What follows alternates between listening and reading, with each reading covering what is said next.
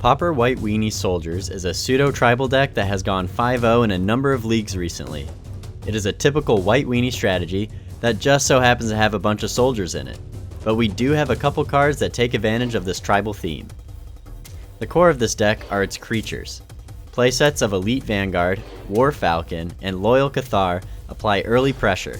War Falcon is an amazing card in this deck since we run so many soldiers, and Loyal Cathar is a good blocker and is resilient since it comes back as a 2/1 when it dies. We also run a playset of Acacian Javelineers to take out creatures with 1 toughness such as an Unflipped Delver or one of the many elves in the format. 4 Thraben Inspectors are in the deck because they are a decent blocker, a soldier, and they provide late game card advantage in the form of a clue token that it produces when it enters the battlefield. Next up we have 4 Core Sky Fissure, not only because it's great value for the cost, but it has synergy with both Acacian Javelineers and Thraben Inspector, as we can return 1 to our hand from the Sky Fissure's effect, and then recast them to either reset the counter on the Javelineer, or to get another clue token from the Inspector. Finally, we run a full playset of Veteran Swordsmith.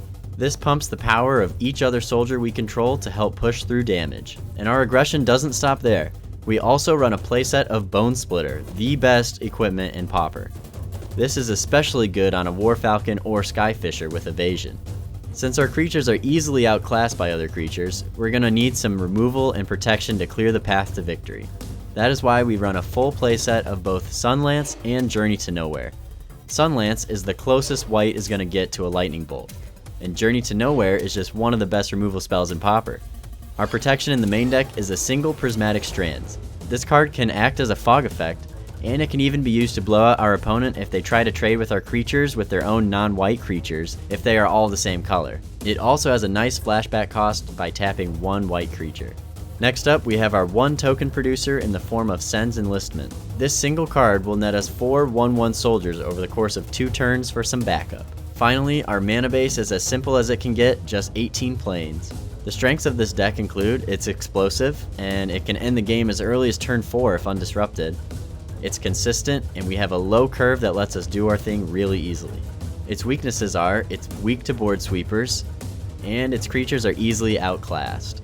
So what are we running in the sideboard? Well, we are running 1 Relic of Progenitus for Graveyard Hate, 1 Crimson Acolyte to protect our creatures from red spells, 1 Obsidian Acolyte to protect our creatures from black spells, 1 Standard Bearer to protect our creatures from a removal spell, 4 Veteran Armorers to protect our creatures from board sweepers, 4 Dust to Dust for affinity, and 3 Prismatic Strands to protect our creatures from board sweepers and as added fog effects. As you can see, we need to protect our creatures, and that's what this sideboard is all about.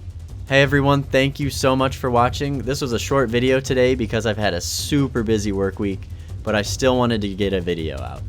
If you like this video, make sure to like, comment, and share the video. If you're interested in the deck, I put a link in the description that will take you to the deck list on mtggoldfish.com. There you can see the prices for both MTGO and paper. Also, don't forget to subscribe, and please follow me on Twitter at Pauper_Fox, as I will be tweeting out my progress as I'm making videos so you can stay up to date. And as always, don't forget to check out the Pauper subreddit r/Pauper for all your Pauper needs, and I'll see you next week.